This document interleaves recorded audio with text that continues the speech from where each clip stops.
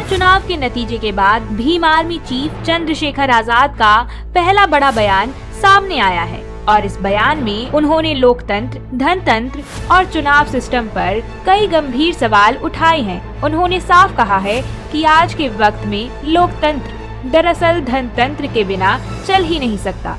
ग्रामीण इलाकों में वोट खरीदना, जो पहले अपराध माना जाता था और चोरी छुपे होता था, अब खुलेआम दिन दहाड़े किया जा रहा है।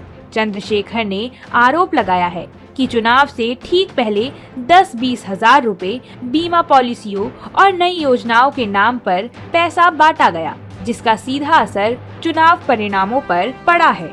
उन्होंने क्या कुछ कहा, आइए सुनते हैं। इस देश में लोकतंत्र है, ये बात सत्य है, लेकिन यहाँ धनतंत्र के बगैर लोकतंत्र संभव नहीं है। अभी की परिस्थितियों में लोकतंत्र अब धनतंत्र से स्थापित हो रहा है। आपको याद होगा चुनाव से पहले ग्रामीण क्षेत्रों में जहाँ हम रहते थे, वहाँ चुनाव से 1-2 दिन पहले वोट की खरीदारी होती थी, वो उसको अपराध माना जाता था। वो चोरी छुपे दिन रात के उजाले में होती थी। अब 10,000, 2,000 पॉलिसियों के नाम पे नई योजनाएं बना के चुनाव से पहले पैसा बांटा जाता है। उसके परिणाम लोकतंत्र में बड़े घातक होते हैं। ये मैंने अपनी आंखों देखा, कई बार जिक्र भी इसका किया। उसी का नमूना बिहार इलेक्शन। आप समझिए, जिस सिंबल को देने के लिए, जिस सिंबल को हमने तैयार किया है, घर घर जाके पहुंचा, वो सिंबल ही हमसे छीन लिया गया है। जो वोटर तैयार हो गया है, जिनको पता लग गया कि हमें सिंबल को वोट देना, हमारा प्रत्येक सिंबल पर रहेगा, वो सिंबल ही किसी दूसरे दल को चला जाए, उसके जगह कोई और सिंबल आ जाए, तो बहुत सारा तो ऐसा वोट है जहाँ हम नहीं पहुंच पाए, वो चला जाएगा।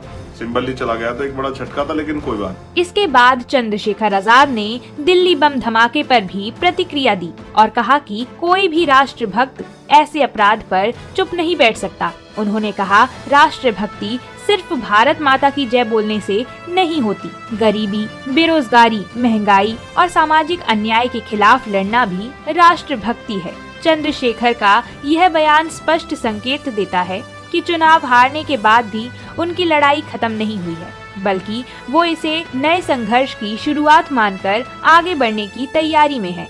इस मुद्दे पर क्या है आप सभी की राय, हमें कमेंट में लिखकर जरूर बताएं।